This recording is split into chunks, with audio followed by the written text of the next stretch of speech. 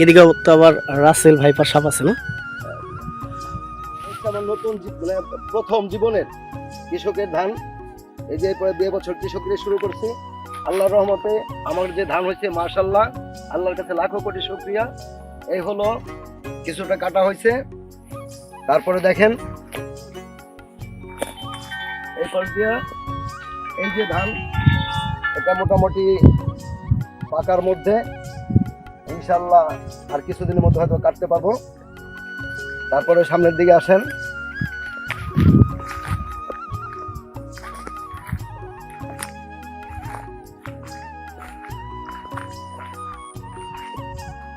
এই হলো পুরো ধান। এগুলো মোটামুটি পাকার মধ্যে, একবার ওই পর্যন্ত মোটামুটি 3.5 বিঘা 4 বিঘা মতো ধান আছে। মাশাআল্লাহ, আল্লাহর কাছে লাখো কোটি শুকরিয়া, সুন্দর ধান দিয়েছেন। এখন বাকিটা আল্লাহর হাত। দেখা গেছে হয়তো বা ঝড় বৃষ্টি যদি আসে তাহলে আলহামদুলিল্লাহ। প্রথম বছরে আমি লাভ লসের চিন্তা ভাবনা করি নাই, কারণ তার শখ আমার যে মানে আমি ধান লাগাবো, ভুট্টা লাগাবো। তা আগামীতে আমি 10 বিঘা বই আছে, এই 10 বিঘার মধ্যে পুরোটাই ধান লাগাই দেবো ইনশাল্লাহ।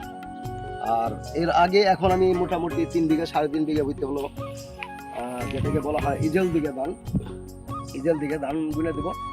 আল্লাহ পাক যদি রহম করে, যদি ইজেল দিকে ধানটা হয়, ইজেল দিকে ধানের পরে আমি ওই ইজেল দিকে ধানটা কাটার পরে মোটামুটি 4-5 বিঘা মোটামুটি শস্য বোনা যাবে। তারপর আমি একবারে পুরা 10 বিঘা সহ একবার ইরি ধান, যদি আল্লাহ বাঁচিয়ে রাখে বা রহম করে। হচ্ছে এখানে পোকামাকড় একটু ব্যাপার স্যাপার আছে, সেটা হচ্ছে রাসেল ভাইপার। তো রাসেল ভাইপার আমি নিজে দেখছি, আমার বয়সে আমি প্রথম রাসেল ভাইপারটা দেখি, কিন্তু দুঃখের বিষয় যে রাসেল ভাইপারটা মারতে পারি নাই। আমার সামনে দিয়ে এমনভাবে গেছে যে এত ধীরুস, মানে খুবই আস্তে আস্তে চলে সাপটা, কিন্তু হাতের কাছে কিছু না থাকাতে আমি সাপটা মারতে পারি নাই। এই হচ্ছে ভুট্টা, এই দেখেন আলহামদুলিল্লাহ, লাখো কোটি শুকরিয়া, খুব সুন্দর ভুট্টা। হ্যাঁ,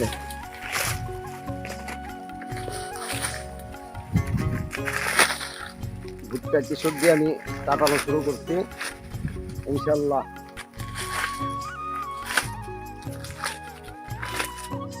মাশাআল্লাহ, লাখ লাখ শুকরিয়া, এত সুন্দর ভুট্টা হয়েছে। কল্পনাও করতে পারি না যে এত সুন্দর ভুট্টা হবে।